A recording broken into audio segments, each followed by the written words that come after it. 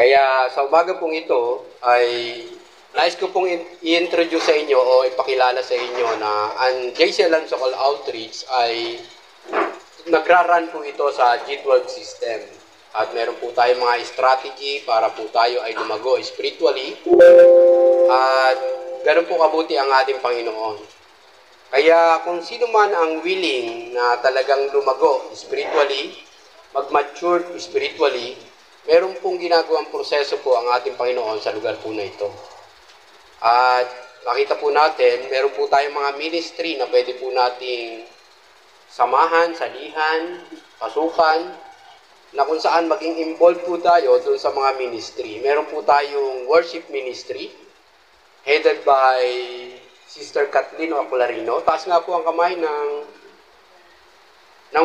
team leader o worship team, leader ng worship. Taas po ang kamay. Ayan. Napakahalaga po niyan. Kaya yung mga willing po na ma-involve sa worship ministry, open po ang worship ministry. Ano po ang requirement, standard? Ikaw ay cell member. Yan. Pagka cell member ka na po, kausapin niyo po si Sister Kathleen Ocularino. Sis, Kat, gusto ko pong maging part ng worship ministry. Andiyan pa po ba kayo? Meron din po tayong children ministry. Ang namumuno po dyan, o ang leader po dyan, ay si Sister Jen Alcaraz. Taas nga po ang kamay ni Sister Jen Alcaraz. Nandiyan po ba? Ay, nandiyan pala.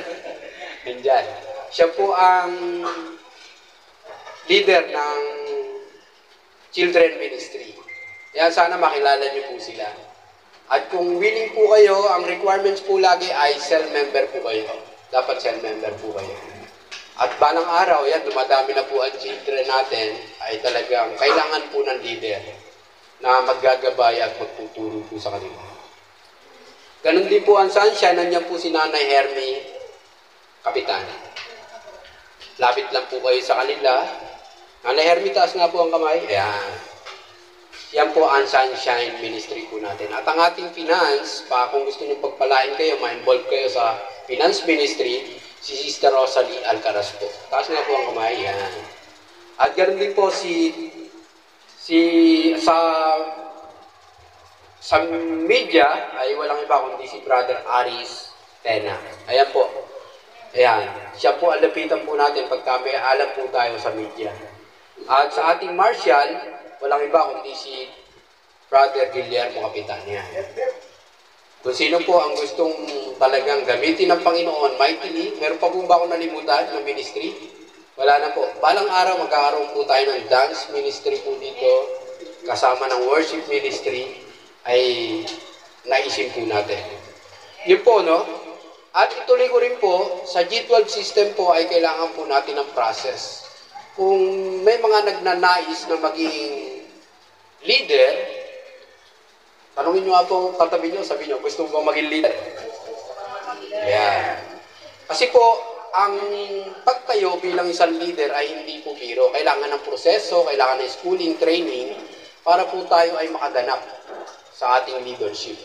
At alam ko, pagkapag-leader ka, mas iba yung blessing ng ating Panginoon. Ang verse ko po dyan ay Malakay chapter 3, verse 18, I think. Sabi doon, ipapakita ng Diyos ang pagkakaiba ng mabuti at ng masama ng naglilingkod at di naglilingkod. Yan po ang kahalagahan po nun. Kaya, mapalad po tayo. Alam naman natin, sa mundo pong ito, tutuloy-tuloy ko na po, asa na po ako? Nasa process na po. Yung life class, ito po yung unang hakbang ng ating pagpapalagong spiritual.